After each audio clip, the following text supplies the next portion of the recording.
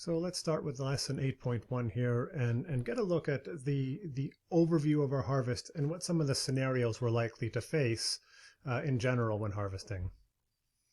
But first I want to start with a bit of a definition of harvesting, or rather what our goals are when we're harvesting.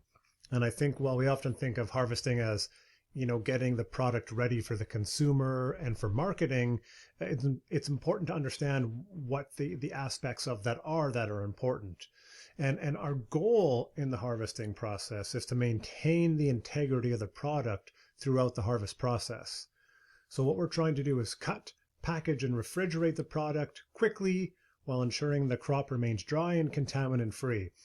And so these are all actually very, very important components that are going to shape your system to harvest your microgreens, to make sure this can happen and to make sure it can happen easily without thought. And part of this is how your setup is, and part of this is protocol. And that is really, what you do at each step in the process and who does what when you have multiple people working with you. Your packaging could be individual or bulk, and in either case, these principles are going to apply. So really just keep this in mind, that as we go through the process, our goal is maintaining the integrity of the product. Now there's a lot of different ways a harvest can play out, but I've laid out 3 harvest scenarios here that I think you're most likely to experience. And this is going to vary with season and with crop. And we'll take a closer look at some of these as we move on here. So the basic version is when the crop is already quite dry and you can just cut and package this.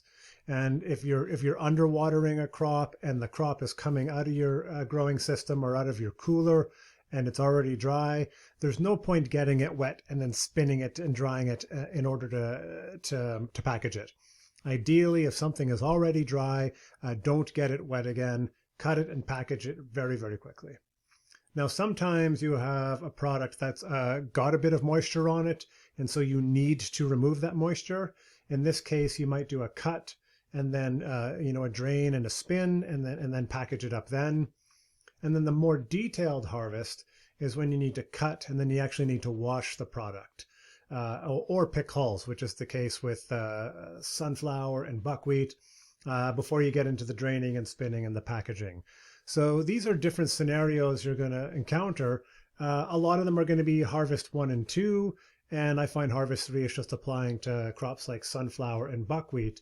The one reason it's important to talk about that one, though, is sunflower is a very, very common microgreens crop, and buckwheat is more and more popular. So it's important to know this method because it is one that takes a little more effort and a little more time.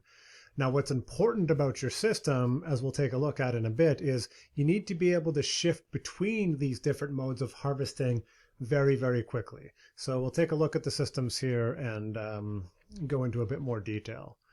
So yeah, just a couple things to think about. It's really important to be able to make that shift between the methods during any given harvest.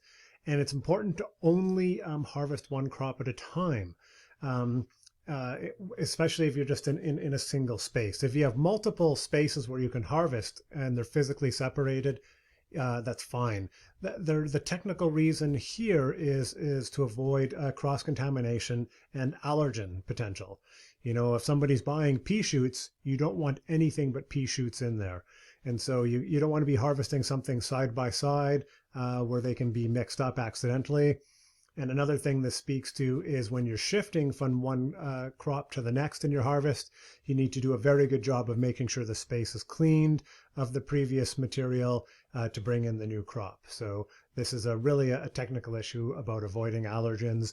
Whether or not they're rare, it's just a good best practice to follow. So now let's get into some more details about the harvest processes and the equipment you'd use.